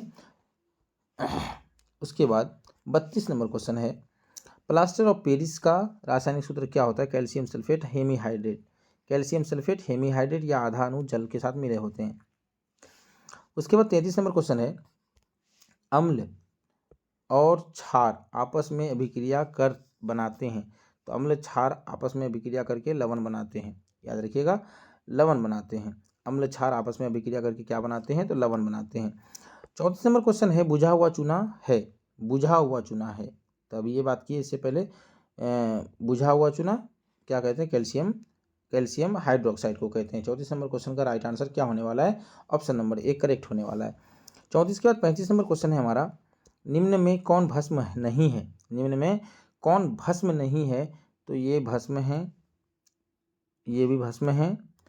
तो याद रखिएगा, 35 नंबर क्वेश्चन का राइट आंसर क्या होने वाला है? ये भी भस्म है, कैल्शियम ऑक्साइड, और ये सोडियम क्लोराइड क्या है? एक लवण है, ये भस्म नहीं है। तो 35 नंबर क्वेश्चन का right answer option number B correct होने वाला है। 35 के बाद 36 नंबर क्वेश्चन है हमारा, निम्नांकित यौगिक में कौन अम्ल है? तो याद रखिएगा, निम्नांकित यौगिक में कौन अम्ल है? तो H2SO4 एक सल्फ्यूरिक अम्ल है। इसका नाम, पूरा नाम सल्फ्यूरिक अम्ल होता है। ये एक अम्ल है, बाकी सभी क्या है? भस्म है। आगे बढ़ते हैं। 36 के बाद 37 नंबर क्वेश्चन है हमारा, एक घोल नीले लिटमस पत्र को लाल कर देता है, घोल का पीएच मान क्या हो सकता है? तो नीले को लाल कर देता है, इसका पीएच मान क्या होगा? जो 7 से कम होगा। 7 से कम ये नहीं है, ये भी नहीं है, ये भी नहीं है। इसका मतलब ऑप्शन नंबर 1 करेक्ट होने वाला है। 38 नंबर क्वेश्चन है हमारा, निम्नांकित में कौन क्षारीय ऑक्साइड है? तो याद रखिएगा, निम्नांकित में कौन क्षारीय ऑक्साइड है? तो 38 नंबर क्वेश्चन का right answer option number D correct होने वाला है, Na2O सोडियम ऑक्साइड। उसके बाद 39 नंबर क्वेश्चन है हमारा, बेकिंग पाउडर का एक मिश्रण है। बेकिंग पाउडर का मिश्रण होता है, किसका होता है? सोडियम कार्बोनेट, सोडियम बाइकार्बोनेट, और एसिटिक अम्ल का, सोडियम बाइकार्बोनेट, और टार्ट्रिक अम्ल का। तो 39 नंबर क्वेश्चन का राइट आंसर क्या होने वाला? Option number D, sodium bicarbonate और टार्ट्रिक अम्ल का होता है। 40 नंबर क्वेश्चन है, निम्न में से लवण कौन है? तो लवण कौन है? तो ये तो भस्म है, ये लवण है। सोडियम क्लोराइड क्या है? एक लवण का उदाहरण है, और ये प्रबल लवण है। 41 नंबर क्वेश्चन है, टार्ट्रिक अम्ल निम्न में से किसमें पाया जाता है? तो याद रखिएगा, टार्ट्रिक अम्ल किसमें पाए जाते हैं? 41 नंबर क्वेश्चन का राइट आंसर क्या होने वाला है? इमली में टार्ट्रिक अम्ल पाए जाते हैं। इमली में टार्ट्रिक अम्ल पाए जाते हैं। टमाटर में ऑक्जेलिक अम्ल पाए जाते हैं, संतरे में साइट्रिक अम्ल पाए जाते हैं, सिरका में एसिटिक अम्ल पाए जाते हैं। आगे बढ़ते हैं क्वेश्चन नंबर ये अगला चैप्टर है हमारा धातु और अधातु से। केमिस्ट्री का अगला चैप्टर है जो कि काफ़ी इंपॉर्टेंट चैप्टर होने वाला है, ये धातु और अधातु। इस चैप्टर का नाम है धातु और अधातु, धातु अधातु उपधातु, जो कि इसमें से काफ़ी ऑब्जेक्टिव क्वेश्चन सब्जेक्टिव क्वेश्चन भी देखने को मिलते हैं। ये उतना ही क्वेश्चन को मैं कवर करा रहा हूँ जो कि एग्जाम की दृष्टि से काफ़ी इंपॉर्टेंट होने वाले हैं। आगे बढ़ते हैं, धातु अधातु का पहला क्वेश्चन लेते हैं। पहला क्वेश्चन है हमारा, सर्वाधिक तन्य धातु हैं सोना, चांदी, प्लेटिनम, जिंक। तो याद रखिएगा सर्वाधिक तन्य सोना भी होते हैं, चांदी भी होते हैं, लेकिन यहाँ पर क्या होने वाला है, ऑप्शन नंबर ए करेक्ट होने वाला है। ये थोड़ा सा ज़्यादा होते हैं, सोना जो होते हैं ना ये बहुत ज़्यादा तन्य होते हैं, तो इसलिए राइट आंसर क्या होने वाला है, ऑप्शन नंबर ए करेक्ट होने वाला है। उसके बाद क्वेश्चन नंबर 2, मिश्र धातु में एक धातु पारद हो तो उसे क्या कहते हैं। तो उसको क्या कहते हैं, याद रखिएगा। दूसरा नंबर क्वेश्चन का राइट आंसर क्या होने वाला है, अमलगम। मिश्र धातु में एक धातु पारद हो तो उसे क्या कहते हैं, अमलगम कहते हैं, अमलगम कहते हैं। आगे बढ़ते हैं क्वेश्चन नंबर 3, एक अधातु जो गैसीय अवस्था में पाई जाती है। अधातु जो कि गैसीय अवस्था में पाई जाती है, तो याद रखिएगा कार्बन, सल्फर, हाइड्रोजन, फॉस्फोरस। तो हाइड्रोजन एक ऐसा धातु है जो गैसीय अवस्था में पाई जाती है। 3 नंबर क्वेश्चन का right answer option number C correct होने वाला है। उसके बाद चौथा नंबर क्वेश्चन है हमारा, लोहा के प्रमुख अयस्क। लोहा के प्रमुख अयस्क सिनेबार नहीं है, बॉक्साइट एल्यूमिनियम के अयस्क हैं, हेमेटाइट लोहा के प्रमुख अयस्क हैं। ऑप्शन नंबर सी करेक्ट होने वाला है, क्यूपराइट कॉपर के अयस्क हैं। 4 का राइट आंसर क्या होने वाला है, ऑप्शन नंबर सी। 5वां नंबर क्वेश्चन है हमारा, मुक्त अवस्था में पाई जाने वाली धातु हैं। तो मुक्त अवस्था में पाई जाने वाली धातु क्या है, सोना होते हैं, सोना मुक्त अवस्था में पाए जाते हैं। उसके बाद क्वेश्चन नंबर 6, लोहा, निकेल और क्रोमियम के मिश्र धातु को क्या कहते हैं। लोहा, निकेल और क्रोमियम के मिश्र धातु को क्या कहते हैं, स्टेनलेस स्टील कहते हैं। स्टेनलेस स्टील कौन कौन से धातु से मिलकर के बने हुए हैं, तो लोहा, क्रोमियम और निकेल धातु से मिलकर के बने होते हैं, इसलिए इसका right answer option number D correct होगा। 7 नंबर क्वेश्चन है हमारा, एक धातु जो हथेली पर पिघलने लगती है। तो याद रखिएगा एक ऐसा धातु है कौन, सोडियम, हथेली पर पिघलने लगता है तो उसको क्या कहते हैं, ये बहुत क्रियाशील धातु होते हैं, हथेली पर रखेंगे तो इसमें आग लग जाएगा या पिघल जाएगा। तो 7 नंबर क्वेश्चन का right answer option number A correct होने वाला है। 7 के बाद 8वां क्वेश्चन है, 8वां प्रश्न है हमारा, खाद्य पदार्थ वाले कनस्तर पर टीन का लेप चढ़ाया जाता है, जैसे जस्ता लेप नहीं, क्योंकि जस्ता टीन से अधिक महंगा होता है। नहीं, ये वाला बात नहीं होगा। जस्ता का द्रव्यमान टीन के द्रव्यमान से अधिक होता है। नहीं, जस्ता का टीन से अधिक क्रियाशील होते हैं, ये वाला ऑप्शन राइट होने वाला है। अब जस्ता टीन से कम क्रियाशील होते हैं। तो 8 नंबर क्वेश्चन का राइट आंसर क्या होने वाला, ऑप्शन नंबर सी करेक्ट होने वाला है। उसके बाद 8 के बाद 9 नंबर क्वेश्चन है हमारा, तांबा का प्रमुख अयस्क है। तांबा का प्रमुख अयस्क कौन सा है, तो याद रखिएगा Cu2S, कॉपर सल्फाइड। 9 नंबर के बाद 10वां नंबर क्वेश्चन है, जर्मन सिल्वर है। जर्मन सिल्वर है, तो 10 नंबर क्वेश्चन का राइट आंसर ऑप्शन नंबर क्या होने वाला है, कॉपर, जिंक और निकेल इस जर्मन सिल्वर का उदाहरण है। उसके बाद 11 नंबर क्वेश्चन है, हीमेटाइट किस धातु का अयस्क है। तो याद रखिएगा लोहे का अयस्क है। हीमेटाइट किसका अयस्क है, लोहे का अयस्क है। 12 नंबर क्वेश्चन है, निम्न में से कौन धातु विद्युत का सर्वोत्तम चालक है। तो याद रखिएगा चांदी एक ऐसा धातु है जो विद्युत का सर्वोत्तम सबसे अधिकतम चालक है। 12 के बाद 13 नंबर क्वेश्चन है हमारा, बॉक्साइट किस धातु का मुख्य अयस्क है। बॉक्साइट किस धातु का मुख्य अयस्क है, तो याद रखिएगा एल्यूमिनियम का मुख्य अयस्क कौन है, बॉक्साइट होता है। 14 नंबर क्वेश्चन है, पारा धातु का मुख्य अयस्क कौन सा है। तो पारा धातु का मुख्य अयस्क कौन सा है, तो 14 नंबर क्वेश्चन का राइट आंसर क्या होने वाला है, सिनेबार। सिनेबार पारा का मुख्य अयस्क का नाम है सिनेबार, इसका सूत्र होता है HgS, सिनेबार। उसके बाद 14 के बाद 15 नंबर क्वेश्चन है हमारा, 15 नंबर क्वेश्चन है, कांसा का मुख्य अवयव है। 15 नंबर क्वेश्चन है हमारा, कांसा का मुख्य अवयव, याद रखिएगा copper plus tin, copper plus tin Cu plus Sn। कांसा का मुख्य अवयव है, मतलब कांसा जो बने होते हैं कॉपर और टीन को मिलाने पर कांसा बनाया जाता है। 15 के बाद 16 नंबर क्वेश्चन है, तांबा और जस्ता का मिश्र धातु क्या कहलाता है या क्या होता है। तांबा और जस्ता Cu प्लस जिंक, इसका मिश्र धातु को क्या कहते हैं? कांसा को तो कांसा तो खैर नहीं कहते हैं, या ये पीतल कहते हैं। पीतल का Cu प्लस Zn को क्या कहते हैं? पीतल कहते हैं। इसका 16 नंबर क्वेश्चन का राइट आंसर क्या होने वाला है? पीतल होने वाला है। उसके बाद क्वेश्चन नंबर 17, सबसे अधिक आघातवर्ध और तन्य धातु होते हैं। सबसे अधिक आघातवर्ध और तन्य कौन धातु होते हैं? सोना होते हैं। 17 नंबर क्वेश्चन का right answer option number A correct होने वाला है। उसके बाद 18 नंबर क्वेश्चन है हमारा, लेड सीसा और टीन का मिश्र धातु है। तो लेड मतलब सीसा और टीन का मिश्र धातु को क्या कहते हैं? तो 18 नंबर क्वेश्चन का राइट आंसर क्या होने वाला है? ऑप्शन नंबर सी करेक्ट होने वाला है। ऑप्शन नंबर सी, सोल्डर को कहते हैं। लेड प्लस टीन मतलब Pb लेड और टीन Sn को क्या कहते हैं? सोल्डर कहते हैं। आगे बढ़ते हैं। 19 नंबर क्वेश्चन है, जस्ता का अयस्क जिंक ब्लेन होता है, बॉक्साइड नहीं होता, सिनेबार नहीं होता, सोडियम क्लोराइड नहीं होता, तो जिंक ब्लेन जस्ता का प्रमुख अयस्क है। 19 के बाद 20 नंबर क्वेश्चन है, पीतल क्या है? पीतल क्या है? तो एक मिश्र धातु है पीतल। पीतल क्या है? एक मिश्र धातु है। उसके बाद 21 नंबर क्वेश्चन है हमारा, कौन सा अधातु कमरे के ताप पर द्रव होता है? अधातु पूछा है इसलिए ब्रोमीन हो जाएगा। अगर धातु पूछता तो यहाँ पर क्या हो जाता? पारा हो जाता। अगर धातु पूछता तो पारा, अधातु पूछा है इसलिए ब्रोमीन, क्योंकि ब्रोमीन एक ऐसा अधातु है जो कमरे के ताप पर क्या होते हैं? लिक्विड अवस्था में होते हैं, द्रव अवस्था में होते हैं, जबकि पारा एक ऐसा धातु है जो कमरे के ताप पर द्रव अवस्था में होते हैं। उसके बाद 22 नंबर क्वेश्चन है हमारा, निम्न में से कौन आयनिक यौगिक हैं? निम्न में से कौन आयनिक यौगिक हैं? तो ये वाले तो नहीं है, ये भी नहीं है, ये भी नहीं है, तो कैल्शियम क्लोराइड एक क्या है? आयनिक यौगिक हैं। उसके बाद 23 नंबर क्वेश्चन है, निम्न में कौन उत्कृष्ट तत्व हैं? तो याद रखिएगा, उत्कृष्ट तत्व हैं। उत्कृष्ट मतलब जो किसी के साथ नहीं मिलने वाले हैं, तो आर्गन। इसकी परमाणु संख्या कितनी होती है? 18। परमाणु द्रव्यमान कितने होते हैं? 36 या 38 या 40 के आसपास होता है आर्गन का। 23 नंबर क्वेश्चन का right answer option number A correct होने वाला है। उसके बाद 24 नंबर क्वेश्चन है, निम्न में कौन उपधातु हैं? निम्न में कौन उपधातु हैं? तो याद रखिएगा, Sb जो है ना, ये 24 नंबर क्वेश्चन का राइट आंसर क्या होने वाला? ऑप्शन नंबर डी करेक्ट होने वाला है।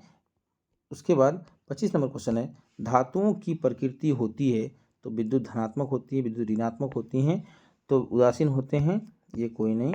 ऑप्शन नंबर ए करेक्ट होने वाला है। 25 नंबर क्वेश्चन का right answer option number A correct होने वाला है। उसके बाद 26 नंबर क्वेश्चन है हमारा, ऐसे तत्व जो इलेक्ट्रॉनों को त्याग कर धनात्मक आयन बनाते हैं कहे जाते हैं?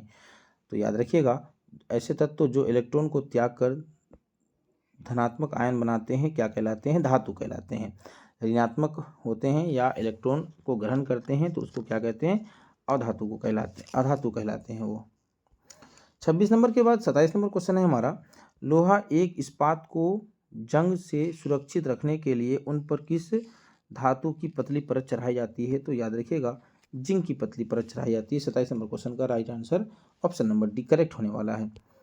27 के बाद 28 नंबर क्वेश्चन है हमारा, विद्युत अपघटनी परिष्करण में अशुद्ध धातु को बनाया जाता है। तो याद रखिएगा, अशुद्ध धातु को क्या बनाया जाता है? एनोड में बनाया जाता है। अशुद्ध धातु का एनोड लिया जाता है और शुद्ध धातु का कैथोड लिया जाता है। 29 नंबर क्वेश्चन है हमारा, निम्न में से कौन सबसे अधिक क्रियाशील धातु हैं? तो याद रखिएगा, सोडियम सबसे अधिक क्रियाशील धातु है। 29 नंबर क्वेश्चन का right answer option number A. 29 number question का राइट आंसर ऑप्शन नंबर सबसे अधिक अभिक्रियाशील धातु हैं तो सोडियम है, पोटेशियम भी हो सकते हैं। तो याद रखिएगा, ये दोनों ऑप्शन अगर आएंगे तो ये विवादित क्वेश्चन हो जाएगा, इसलिए ये दोनों लगभग बराबर होते हैं। तो याद रखिएगा आप लोग, सोडियम है। उसके बाद 30 नंबर क्वेश्चन, क्रायोलाइट निम्नलिखित में से किस धातु का अयस्क है? तो याद रखिएगा, 30 नंबर क्वेश्चन का राइट आंसर क्या होने वाला है? Option number C, cryolite aluminium का अयस्क है। उसके बाद 30 के बाद 31 नंबर क्वेश्चन है हमारा, एल्यूमिनियम पर मोटी ऑक्साइड की परत बनाने की प्रक्रिया कहलाती है। एल्यूमिनियम पर मोटी ऑक्साइड की परत बनाने की प्रक्रिया क्या कहलाती है? तो 31 नंबर क्वेश्चन का राइट आंसर क्या हो जाएगा? एनोडीकरण कहलाती है। ऑक्सीजन की मोटी परत बनाने की प्रक्रिया एनोडीकरण, जस्ते की मोटी परत बनाने की प्रक्रिया को क्या कहते हैं? जस्तीकरण कहते हैं।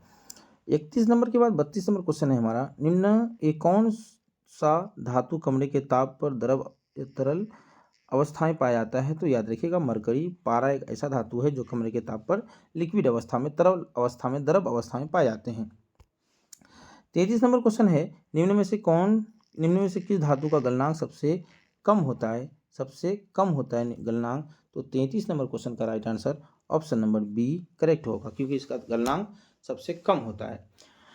33 के बाद 34 नंबर क्वेश्चन है हमारा, निम्न में से कौन सा धातु है? निम्न में से कौन सा अधातु है?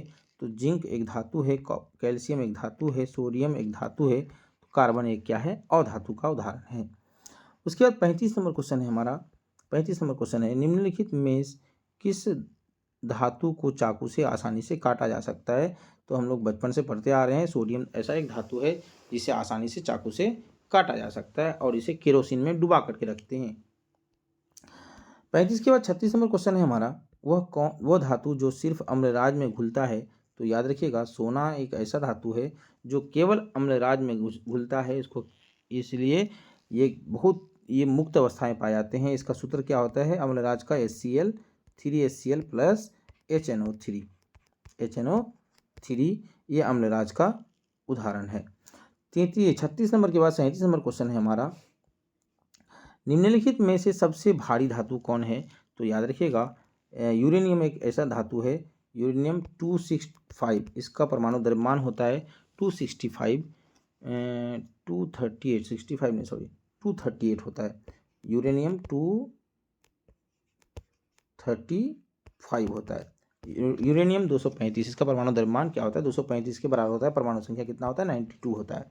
आगे बात करते हैं 38 नंबर क्वेश्चन है, लोहा पर जिंक लेपित करने की प्रक्रिया को क्या कहते हैं? तो याद रखिएगा लोहा पर जिंक लेपित करने की प्रक्रिया को क्या कहते हैं? गैल्वेनीकरण कहते हैं। उसके बाद 39 नंबर क्वेश्चन है, आभूषण बनाने वाला सोना होता है? तो आभूषण जो सोने का बनाया जाता है वो 22 कैरेट का होता है, वो 22 कैरेट का होता है। जो शुद्ध सोना होता है उसको 24 कैरेट में मापा जाता है। 39 के बाद 40 नंबर क्वेश्चन है, इस चैप्टर का लास्ट क्वेश्चन है, नहीं 4-5 क्वेश्चन शायद और होंगे। 40 नंबर क्वेश्चन है, एक्वारेजिया रॉयल जल किस अनुपात में सांद्र हाइड्रोक्लोरिक अम्ल और एवं सांद्र नाइट्रिक अम्ल का ताज़ा मिश्रण होता है? तो हम अभी बताए थे 3HCl प्लस HNO3। तो यहाँ पर 3 है अम्ल, हाइड्रोक्लोरिक अम्ल और सांद्र नाइट्रिक अम्ल कितना है? यहाँ पर 1 है, तो 3:1 क्या होंगे? 1 होंगे। तो 3:1 कहाँ है? ऑप्शन नंबर सी में मेरा मौजूद है। 40 के बाद 41 नंबर क्वेश्चन, 41 नंबर क्वेश्चन है, सिलिकॉन है? तो याद रखिएगा 41 नंबर क्वेश्चन का राइट आंसर क्या होने वाला है? सिलिकॉन क्या है? एक उपधातु है। 42 नंबर क्वेश्चन है, स्टेनलेस स्टील में लोहा एवं कार्बन के अलावे अन्य तत्व रहते हैं?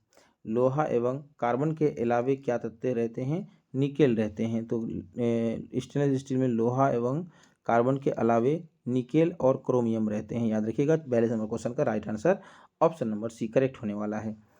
42 के बाद 43 नंबर क्वेश्चन है हमारा, अधातु के ऑक्साइड होते हैं?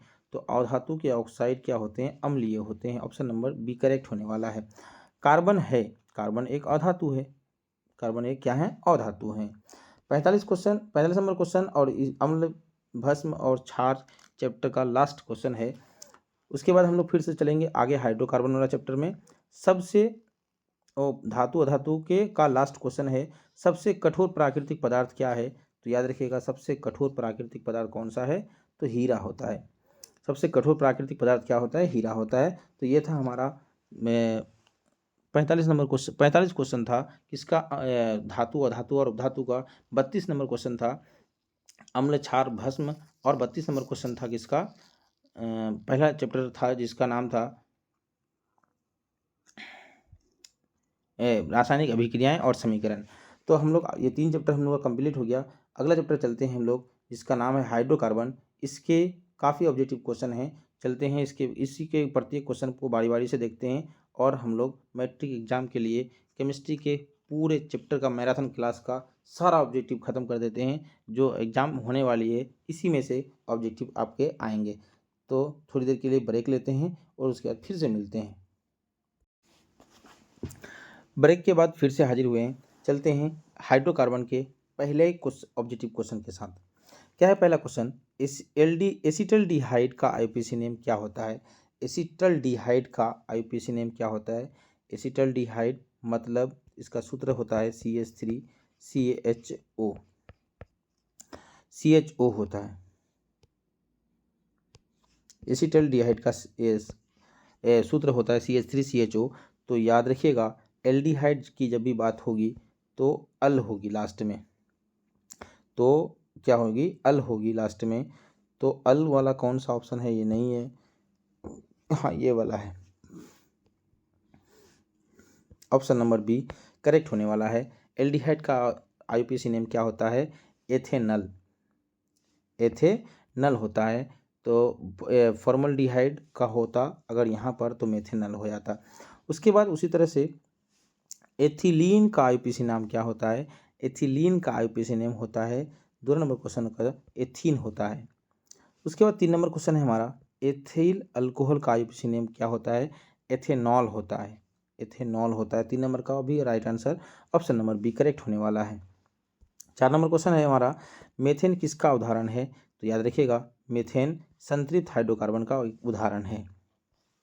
5 नंबर क्वेश्चन है हमारा, धातुओं को वेल्डिंग कराने में उपयोग किया जाता है। तो याद रखिएगा 5 नंबर क्वेश्चन का राइट आंसर, कई बार क्वेश्चन पूछा गया है, एथिलीन गैस का उपयोग किया जाता है।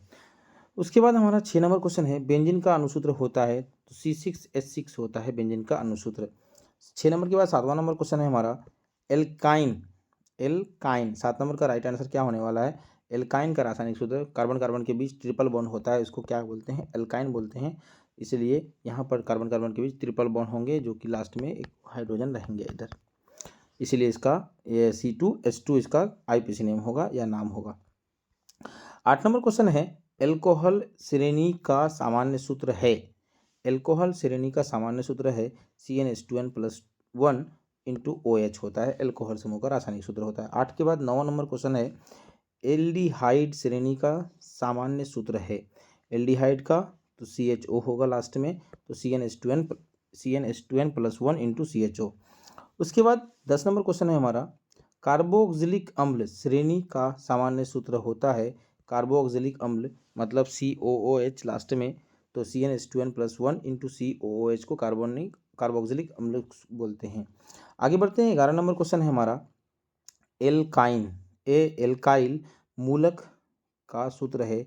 तो एल्काइल मूलक का सूत्र क्या है? CnH2n+1 होता है, एल्काइल मूलक का सूत्र होता है। उसके बाद आगे बढ़ते हैं। 11 के बाद 12वां नंबर क्वेश्चन है हमारा, 12वां नंबर क्वेश्चन है हमारा, निम्नांकित में से किसकी थोड़ी मात्रा पीने से मृत्यु हो सकती है? तो 12 नंबर क्वेश्चन का राइट आंसर क्या होने वाला है? याद रखिएगा मेथेनॉल। मेथेनॉल ये एक पॉइजन का काम करता है, जबकि एथेनॉल एक किसी इंसान को नशा कराने का काम करता है। उसके बाद 13 नंबर क्वेश्चन है हमारा, अभिक्रियाशील मूलक कार्बन कार्बन के बीच डबल बॉन्ड है वाले यौगिक कहलाते हैं। एल्केन सिंगल मूलक सिंगल बॉन्ड रहता है, एल्कीन डबल बॉन्ड रहता है। तो ये क्या होंगे? ऑप्शन नंबर बी करेक्ट हो जाएंगे। 13 के बाद 14 नंबर क्वेश्चन है हमारा, कार्बन और हाइड्रोजन से बने यौगिक क्या कहलाते हैं? हाइड्रोकार्बन कहलाते हैं। उसके बाद 14 के बाद 15 नंबर क्वेश्चन है हमारा, कार्यात्मक समूह बॉन्ड O बॉन्ड H का नाम होता है। तो याद रखिएगा एल्कोहल होता है, हाइड्रोक्सिल, ये हाइड्रोक्सिल समूह है, इसी को दूसरा ये इसमें कहते हैं एल्कोहल कहते हैं, एल्कोहल का फंक्शनल ग्रुप है वो। 16 नंबर क्वेश्चन है, कार्यात्मक समूह बॉन्ड ये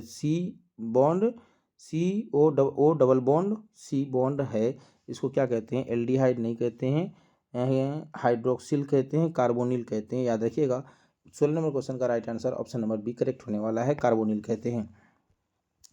17 नंबर क्वेश्चन है हमारा, बॉन्ड CHO मतलब एल्डिहाइड होगा ये, एल्डिहाइडिक ये गलत बोल दिया है, लेकिन एल्डिहाइड होगा यहाँ पर। 17 के बाद 18 नंबर क्वेश्चन है, ब्यूटेन के कितने समावयवी होते हैं? ब्यूटेन के कितने समावयवी होते हैं? तो याद रखिएगा 18 नंबर क्वेश्चन का राइट आंसर ऑप्शन नंबर क्या होने वाला है? ऑप्शन नंबर बी करेक्ट होने वाला है, क्योंकि ब्यूटेन के 2 आइसोमर होते हैं। 19 नंबर क्वेश्चन है C2H5OH का क्रियाशील मूलक है, तो याद रखिएगा एल्कोहल है। एल्कोहल है। C2H5OH का क्रियाशील मूलक क्या है? एल्कोहल होता है। 20 नंबर क्वेश्चन है एथेन का आणविक सूत्र C2H6 है, इसमें है, तो याद रखिएगा आणविक सूत्र इतना में कितने सहसंयोजक बंधन हैं? तो सी गिन लीजिए, यहाँ से यहाँ पर 1 2 3 4 5 6 7, तो 7 सहसंयोजक बंधन हैं। तो एथेन का आणविक सूत्र C2H6 में कितने सहसंयोजक बंधन हैं? तो 7 सहसंयोजक बंधन हैं, याद रखिएगा 7 सहसंयोजक बंधन हैं। 20 के बाद 21 नंबर क्वेश्चन है बॉन्ड COOH अभिक्रियाशील मूलक को क्या कहते हैं? तो याद रखिएगा कार्बोक्सिलिक कहते हैं या अम्ल कहते हैं। ये कार्बोक्सिलिक अम्ल का सूत्र है, क्रियाशील मूलक है। 21 के बाद 22 नंबर क्वेश्चन है हमारा निम्नलिखित में से कौन सबसे अधिक अभिक्रियाशील होते हैं, सबसे कम क्रियाशील होते हैं? तो 22 नंबर क्वेश्चन का राइट आंसर क्या होने वाला है? एल्कीन होते हैं। एल्कीन तो ये 2 कार्बन है, तो क्या हो जाएगा? इथीन हो जाएगा। 22 के बाद 23 नंबर क्वेश्चन है हमारा निम्न में से किस हाइड्रोकार्बन में 3 आबंध होते हैं? तो कौन से हाइड्रोकार्बन में 3 आबंध होते हैं? तो याद रखिएगा 2 गुना से 2 कम, तो ये option number C. 23 number question का राइट आंसर क्या हो जाएगा? ऑप्शन नंबर सी C3H4, मतलब प्रोपाइन का सूत्र है ये, प्रोपाइन का। 24 नंबर क्वेश्चन है हमारा कार्बोनिल ग्रुप को सूचित किया जाता है, तो याद रखिएगा 24 नंबर क्वेश्चन का राइट आंसर क्या होने वाला है? डबल बॉन्ड CO द्वारा कार्बोनिल समूह को सूचित किया जाता है। ये काफ़ी इंपॉर्टेंट है, इसमें से काफ़ी 4-5 को क्वेश्चन ऐसे होंगे जो आप लोगों के एग्जाम में डायरेक्ट पूछे जाएंगे। इथाइल एल्कोहल का अणुसूत्र होता है, इथाइल एल्कोहल का अणुसूत्र C2H5OH होता है। उसके बाद क्वेश्चन नंबर 26 निम्न में से कौन संतृप्त हाइड्रोकार्बन है? तो संतृप्त हाइड्रोकार्बन में कार्बन की संख्या जो होती है उसके 2 गुने से 2 अधिक होती है, हाइड्रोजन की संख्या 2 गुने से 2 अधिक हाइड्रोजन की संख्या यहाँ पर है, इसलिए क्या होंगे? ये संतृप्त हाइड्रोकार्बन होंगे। 26 के बाद 27 नंबर क्वेश्चन है हमारा निम्नलिखित में से कौन सा एरोमेटिक हाइड्रोकार्बन है? तो याद रखिएगा ये बेंजीन जो है C6H6 ये एरोमेटिक हाइड्रोकार्बन है। उसके बाद 28 नंबर क्वेश्चन है हमारा ऑक्सीजन के 2 परमाणुओं के बीच कितने आबंध होते हैं? ऑक्सीजन के 2 परमाणुओं के बीच कितने आबंध होते हैं? तो 2 आबंध होते हैं, याद रखिएगा ऑप्शन नंबर बी करेक्ट होने वाला है। 28 के बाद 29 नंबर क्वेश्चन है हमारा मीथेन में कितने सहसंयोजक बंधन होते हैं? तो 4 होते हैं। मीथेन में कितने सहसंयोजक बंधन? तो 4 होते हैं, याद रखिएगा काफ़ी इंपॉर्टेंट क्वेश्चन है। 30 नंबर क्वेश्चन है नाइट्रोजन अणु में कितने सहसंयोजक बंधन होते हैं? तो याद रखिएगा नाइट्रोजन अणु में कितने सहसंयोजक बंधन होते हैं? तो 3 सहसंयोजक बंधन होते हैं, क्योंकि नाइट्रोजन का सूत्र क्या होता है? N2 को जब सहसंयोजक बंधन में सजाया जाएगा तो क्या हो जाएगा? आपस में 3 को बंधन के द्वारा बना होगा ये। 30 के बाद 31 नंबर क्वेश्चन है हमारा इथिलीन में कार्बन कार्बन के बीच कितने आबंध मौजूद होते हैं? इथिलीन में तो याद रखिएगा 30 नंबर 2 आबंध मौजूद होते हैं इथिलीन में, कार्बन कार्बन के बीच डबल बॉन्ड होते हैं। 31 के बाद 32 नंबर क्वेश्चन है हमारा सरलतम हाइड्रोकार्बन क्या कहलाता है? तो मीथेन को क्या कहते हैं? सरलतम हाइड्रोकार्बन कहते हैं। 32 के बाद 33 नंबर क्वेश्चन है हमारा कार्बन हाइड्रोजन के संयोग पर बनता है, तो याद रखिएगा हाइड्रोकार्बन का निर्माण होता है। 34 नंबर क्वेश्चन है फुलेरिन अपर रूप है किसका? तो याद रखिएगा कार्बन का अपर रूप क्या है? तीसरा अपर रूप क्या है? फुलेरिन है। कार्बन का पहले ज़माने में 2 अपर रूप हुआ करता था, क्या क्या? हीरा और ग्रेफाइट, लेकिन अभी एक नया अपर रूप आ गया है जिसका नाम है बकमिस्टर फुलेरिन। 34 के बाद 35 नंबर क्वेश्चन है हमारा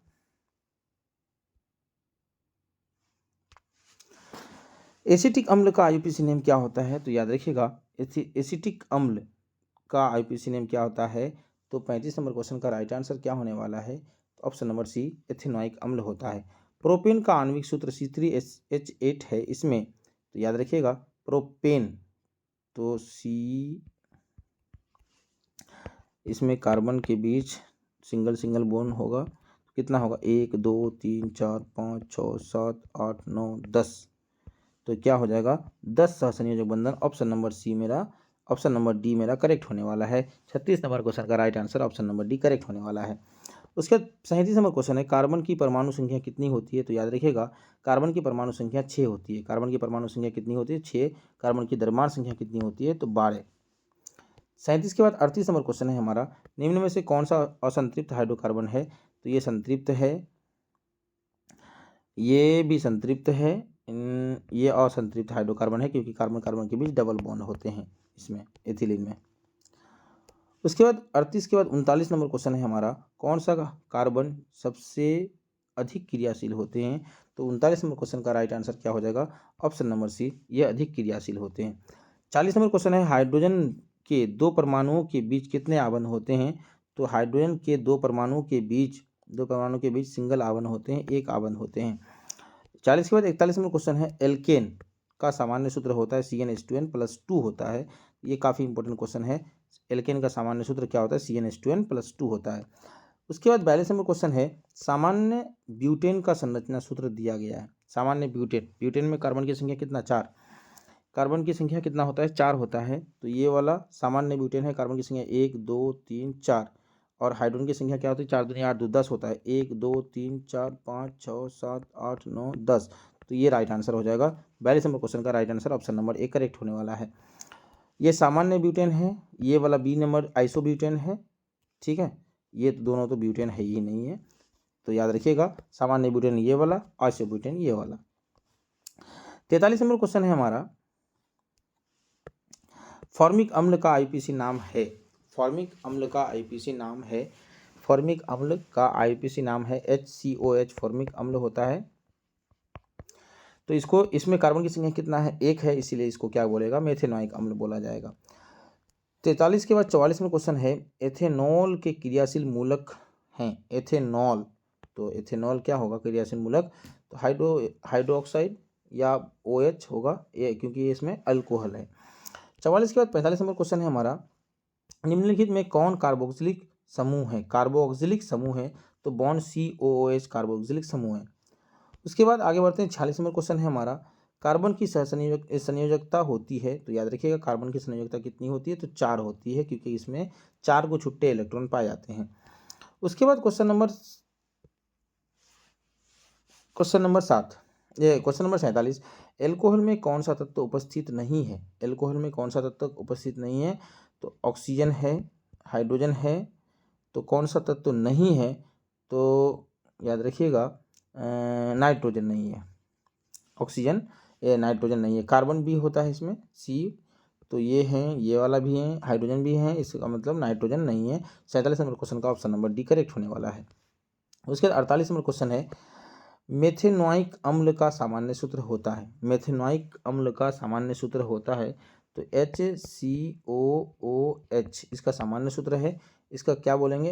अम्ल का सामान्य सूत्र है फॉर्मिक अम्ल, ना एसिटिक अम्ल, ये भी नहीं, लैक्टिक अम्ल, मेथेनॉइक अम्ल, फॉर्मिक अम्ल, HCOH, सॉरी 48 नंबर क्वेश्चन का राइट आंसर फॉर्मिक अम्ल ही होगा। 48 नंबर क्वेश्चन का राइट आंसर फॉर्मिक अम्ल ही होगा, फॉर्मिक अम्ल होगा। उसके 49 नंबर क्वेश्चन है, पेंटेन में कितने समावयवी होते हैं? पेंटेन में याद रखिएगा, पेंटेन में कितने समावयवी होते हैं? तो याद रखिएगा 48 नंबर क्वेश्चन का ऑप्शन नंबर सी करेक्ट होने वाला है, 3 समावयवी होंगे। उसके बाद 50 नंबर क्वेश्चन, निम्न में कौन कार्बन के अपर रूप हैं? तो कौन कार्बन के अपर रूप हैं? तो ग्रेफाइट हैं, हीरा हैं, फुलेरिन हैं, इनमें सभी कार्बन के अपर रूप हैं। उसके बाद 51 नंबर क्वेश्चन है, संतृप्त हाइड्रोकार्बन कहलाते हैं। तो याद रखिएगा, एल्केन संतृप्त हाइड्रोकार्बन कहलाते हैं। एल्केन को क्या कहते हैं? संतृप्त हाइड्रोकार्बन कहते हैं। 52 नंबर क्वेश्चन है, बॉन्ड CHO क्रियाशील मूलक वाले यौगिक का नाम क्या है? तो याद रखिएगा, बॉन्ड CHO एल्डिहाइड कैटेगरी में आते हैं, इसलिए ये भी कई बार क्वेश्चन पूछा गया क्वेश्चन है। 52 नंबर क्वेश्चन का right answer option number D correct होने वाला है। 53 नंबर क्वेश्चन है, कैल्शियम कार्बाइड जल के साथ विक्रिया करते क्या देते हैं? तो याद रखिएगा, एथीन गैस देते हैं। 53 नंबर क्वेश्चन का राइट आंसर क्या होने वाला है? एथीन गैस देते हैं। कैल्शियम कार्बाइड में जल डालने पर एथीन गैस निकलती है। उसके बाद 54 नंबर क्वेश्चन है, अपमार्जक से बनाए जाते हैं। तो याद रखिएगा, सर्फ एक्सेल बनाए जाते हैं, शैम्पू बनाए जाते हैं, इजी सर्फ बनाते हैं, इसमें सभी बनाए जाते हैं। 54 नंबर क्वेश्चन का right answer option number D correct होने वाला है। तो ये था हमारा हाइड्रोकार्बन से टॉप 54 को क्वेश्चन। उसके बाद हम लोग बात करने जा रहे हैं मॉडर्न पीरियडिक टेबल के बारे में, जिसमें से काफ़ी ऑब्जेक्टिव क्वेश्चन उसमें से भी पूछे जाते हैं। आगे बढ़ते हैं, हमारा अगला और लास्ट चैप्टर है मॉडर्न पीरियडिक टेबल या आधुनिक आवर्त सारणी से लिया गया है। तो आज की क्लास का ये लास्ट चैप्टर है, इसमें डिस्कस कर लेते हैं। इसमें भी कुछ इंपॉर्टेंट क्वेश्चन जो दिए गए हैं, चलते हैं बारी बारी से प्रत्येक क्वेश्चन को देखते हैं, जो कि मैट्रिक बोर्ड परीक्षा के लिए काफ़ी इंपॉर्टेंट होंगे। तो सबसे पहला प्रश्न है हमारा, सबसे पहला प्रश्न है न्यूटन के अष्टक नियम कब दिया गया था? तो याद रखिएगा, न्यूटन ने अष्टक नियम कब दिया था? 1866 में दिया गया था। केमिस्ट्री में या साइंस में ये ईस्वी नहीं पूछे जाते हैं। मेंडलीफ ने आवर्त में नियम कब दिया था? तो ये भी ऑप्शन नंबर क्या हो जाएगा? 1869 में दिया था। 1866 में न्यूलैंड्स ने दिया था, 1869 में मेंडलीफ ने दिया था। आवर्त सारणी की क्षैतिज कतारों क्या कहलाते हैं? ये काफ़ी इंपॉर्टेंट क्वेश्चन है, 3 नंबर क्वेश्चन, काफ़ी पूछा गया क्वेश्चन है। तो आवर्त सारणी के क्षैतिज कतार को क्या कहते हैं? तो याद रखिएगा, 3 नंबर क्वेश्चन का राइट आंसर ऑप्शन नंबर क्या होने वाला है? बी होने वाला है। क्षैतिज कतार को क्या कहते हैं? आवर्त कहते हैं। उसके बाद चौथा नंबर क्वेश्चन है आवर्त सारणी के उदग्र स्तंभ को क्या कहते हैं? तो वर्ग कहते हैं। याद रखिएगा, उदग्र स्तंभ को क्या कहते हैं? वर्ग कहते हैं। 5वां नंबर क्वेश्चन है हमारा, अब तक कितने तत्वों का पता लगाया जा चुका है? तो याद रखिएगा 118 तत्वों का पता लगाया जा चुका है। इसमें से काफ़ी इंपॉर्टेंट क्वेश्चन जो दिए हैं, जो बता रहे हैं, ये पूछे जाते हैं, इसलिए याद रखिएगा। कैल्शियम की परमाणु संख्या कितनी होती है? याद रखिएगा, कैल्शियम की परमाणु संख्या कितनी होती है? तो 20 होती है। 6 नंबर के बाद 7वां नंबर क्वेश्चन है मेंडलीफ की आवर्त सारणी का प्रकाशन के समय तत्वों की संख्या कितनी थी? तो याद रखिएगा, 7 नंबर क्वेश्चन का राइट आंसर ऑप्शन नंबर क्या होने वाला है? 63 थी, डी। मेंडलीफ ने जब आवर्त सारणी दिया था, इसमें कितने तत्व थे? 63 ही तत्व शामिल थे। 8 नंबर क्वेश्चन है आवर्त सारणी के चौथे आवर्त में तत्वों की संख्या कितनी होती है? तो याद रखिएगा, 8 नंबर क्वेश्चन का राइट आंसर ऑप्शन नंबर क्या होने वाला है? बी करेक्ट होने वाला है, 18। आवर्त सारणी के चौथे आवर्त में कितने तत्व हैं? 18 तत्व हैं। उसके बाद 9 नंबर क्वेश्चन है हमारा, द्वितीय आवर्त में तत्वों के लिए कौन सा सेल बाह्यतम है? द्वितीय आवर्त में कौन सा सेल बाह्य आवर्त है? तो याद रखिएगा, KLMN, ये यहाँ से स्टार्ट होकर के यहाँ तक खत्म होता है, द्वितीय आवर्त है तो L होगा। 9 नंबर क्वेश्चन का right answer option number B correct होने वाला है। उसके बाद 10 नंबर क्वेश्चन है हमारा, तीसरे आवर्त में तत्वों की संख्या कितनी होती है? याद रखिएगा, तीसरे आवर्त में तत्वों की संख्या कितनी होती है? तो 32 होती है। 10 नंबर क्वेश्चन का राइट आंसर क्या होने वाला है? ऑप्शन नंबर तीसरे आवर्त में, पहला, दूसरा, तीसरा। तो तीसरे आवर्त में 8 होती है, सॉरी ये गलत बता दिए, 32। तीसरे आवर्त में कितने तत्व होते हैं? तो 8 तत्व होते हैं। याद रखिएगा, 10 नंबर क्वेश्चन का right answer option number B correct होने वाला है। 11 नंबर क्वेश्चन है आवर्त सारणी में प्रथम वर्ग का एक तत्व है। ह, ली, ना, का, रब, से, FR। तो यहाँ पर H for hydrogen, I for lithium. तो आवर्त सारणी में तीसरे सारणी में प्रथम वर्ग के तत्व क्या कहलाते हैं? कौन से होंगे? तो का होगा, का, एल्यूमिनियम नहीं होगा, सी नहीं होगा, HCl नहीं होगा। तो पोटेशियम क्या होंगे? पहले वर्ग के, प्रथम वर्ग के तत्व कहलाएंगे। उसके बाद 12 नंबर क्वेश्चन है आवर्त सारणी में कितने आवर्त क्षैतिज कतारें हैं? तो याद रखिएगा, 12 नंबर क्वेश्चन का right answer option number C correct होने वाला है। 7 आवर्त हैं। आवर्त की संख्या कुल कितनी है? 7। 13 नंबर क्वेश्चन है कौन शून्य वर्ग का तत्व है? तो याद रखिएगा, शून्य वर्ग का तत्व कौन सा है? नियॉन है। 13 के बाद 14 नंबर क्वेश्चन है हमारा, एक निष्क्रिय गैस है। तो याद रखिएगा, हीलियम क्या है? एक निष्क्रिय गैस है। सिलिकॉन की परमाणु संख्या कितनी होती है? तो 15 नंबर क्वेश्चन का राइट आंसर ऑप्शन नंबर 14 होने वाला है। सिलिकॉन की परमाणु संख्या 14 होती है। उसके बाद 16 नंबर क्वेश्चन है लिथियम और पोटेशियम के परमाणु द्रव्यमानों का औसत क्या होता है? तो लिथियम और पोटेशियम के परमाणु द्रव्यमानों का औसत क्या होता है? तो 16 के बाद 16 नंबर क्वेश्चन का राइट आंसर क्या होने वाला है? ऑप्शन नंबर ए करेक्ट होने वाला है, क्योंकि लिथियम, हाइड्रोजन, हीलियम, लिथियम 6 होता है। उसके बाद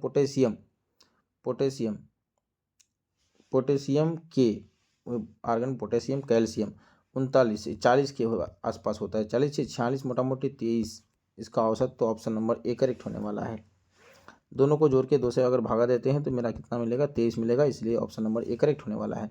आगे बढ़ते हैं। 17 नंबर क्वेश्चन है हमारा, न्यूलैंड्स का अष्टक नियम किस तत्व तक प्रभावी है? तो याद रखिएगा, 17 नंबर क्वेश्चन का right answer option number A correct होने वाला है, कैल्शियम तक ही। उसके बाद 18 नंबर क्वेश्चन है हमारा, आवर्त सारणी के प्रथम वर्ग के सदस्य हैं alkali metal, alkali earth metal. तो क्षारीय धातु आवर्त सारणी के प्रथम वर्ग के सदस्य हैं, क्षारीय धातु। 18 नंबर क्वेश्चन का right answer option number B correct होने वाला है। उसके बाद 19 नंबर क्वेश्चन है हमारा, हीलियम परमाणु के बाह्य बाहरी कक्षा में कितने इलेक्ट्रॉन रहते हैं? Hydrogen, helium. बाहरी कक्षा में कितने इलेक्ट्रॉन होते हैं? तो याद रखिएगा 19 नंबर क्वेश्चन का राइट आंसर क्या होने वाला है? ऑप्शन नंबर ए करेक्ट होने वाला है, क्योंकि हीलियम में 2 ही इलेक्ट्रॉन होते हैं और बाहरी सेल में भी 2 ही इलेक्ट्रॉन पाए जाएंगे। 20 नंबर क्वेश्चन है हमारा, मेंडलीफ की आवर्त सारणी में कितने आवर्त क्षैतिज कतारें हैं? तो याद रखिएगा ये काफ़ी इंपॉर्टेंट क्वेश्चन है। 6 आवर्त था, मेंडलीफ के आवर्त सारणी में 6 आवर्त था। इसके बाद 21 नंबर क्वेश्चन है, आवर्त सारणी के शून्य समूह का तत्व है? तो याद रखिएगा आवर्त आर्गन शून्य समूह का तत्व है। 21 के बाद 22 नंबर क्वेश्चन है हमारा, मेंडलीफ के ने अपने आवर्त सारणी में तत्वों को सजाया गया था परमाणु संख्या के बढ़ते क्रम में नहीं, परमाणु द्रव्यमान के बढ़ते क्रम में। ये वाला 22 नंबर क्वेश्चन का right answer option number B correct होने वाला है। 23 नंबर क्वेश्चन है हमारा, आधुनिक आवर्त सारणी के नियम के अनुसार तत्वों के का गुणधर्म है? परमाणु द्रव्यमान के आवर्त फलन होते हैं? नहीं, परमाणु संख्या के आवर्त फलन होते हैं। ऑप्शन नंबर बी करेक्ट होने वाला है। 23 के बाद 24 नंबर क्वेश्चन है हमारा, आधुनिक आवर्त सारणी में कितने समूह हैं? तो आधुनिक आवर्त सारणी में कितने समूह हैं? उदग्र स्तंभ हैं, ऊर्ध्व स्तंभ हैं, तो याद रखिएगा 18 हैं। ये 24 के बाद 25 नंबर क्वेश्चन है, आधुनिक आवर्त सारणी में बाईं से दाईं ओर जाने पर परमाणु का साइज क्या होता है? 25 नंबर क्वेश्चन का राइट आंसर क्या होने वाला है? ऑप्शन नंबर ए बढ़ता है। अष्टक सिद्धांत का प्रतिपादन किसने किया था? तो याद रखिएगा 26 नंबर क्वेश्चन का right answer option number B correct होने वाला है। अष्टक सिद्धांत किसने दिया था? तो न्यूलैंड्स ने दिया था। 26 के बाद 27 नंबर क्वेश्चन है, आधुनिक आवर्त सारणी में आवर्तों की संख्या कितनी होती है? तो याद रखिएगा आवर्त की संख्या 7 होती है। 27 के बाद 28 नंबर क्वेश्चन है, आधुनिक आवर्त सारणी में तत्वों का वर्गीकरण का आधार है? तो परमाणु संख्या है, परमाणु संख्या के आवर्त फलन होते हैं, परमाणु संख्या के अनुसार सजाया गया। 29 नंबर क्वेश्चन है, परमाणु के तीसरे कोष में अधिक से अधिक कितने इलेक्ट्रॉन रह सकते हैं? तीसरे में अधिक से अधिक कितने रह सकते हैं? तो 18 रह सकते हैं। 29 के बाद 30 नंबर 29 नंबर के बाद 29 के बाद 30 नंबर क्वेश्चन है, सोडियम की परमाणु संख्या कितनी होती है? तो याद रखिएगा सोडियम की परमाणु संख्या कितनी होती है? 11 होती है। 30 के बाद 31 नंबर क्वेश्चन है, आवर्त सारणी के वर्ग 18 के तत्व कहलाते हैं? आवर्त सारणी के वर्ग 17 के तत्व 18 बोल रहे थे, 17 के तत्व क्या कहलाते हैं? हैलोजन कहलाते हैं। उसके बाद निम्न में से कौन सा उत्कृष्ट गैस है? तो याद रखिएगा आर्गन एक उत्कृष्ट गैस है। तो आपके लिए ये 4 जो क्वेश्चन हैं, 33 number, 34 number, 35 number question, 36 number question homework के तौर पर है। आप लोग इसका आंसर कमेंट करें। अगर हमारा क्लास अच्छा लगा तो हमारे चैनल में अगर नए हैं आप तो सब्सक्राइब कर लें। प्लीज़ बेल आइकन को दबाना ना भूलें और हमें सपोर्ट करें। आपके सपोर्ट का से ही हम आगे बढ़ सकते हैं। और आपके बहुत सारा प्यार के लिए शुक्रिया। तब तक के लिए हमको इजाज़त दीजिए। नमस्कार। फिर मिलते हैं नेक्स्ट वीडियो में कंप्लीट बायोलॉजी के एक मैराथन क्लास के साथ। फिर से मैं हाजिर होऊंगा नेक्स्ट वीडियो में। तब तक के लिए नमस्कार।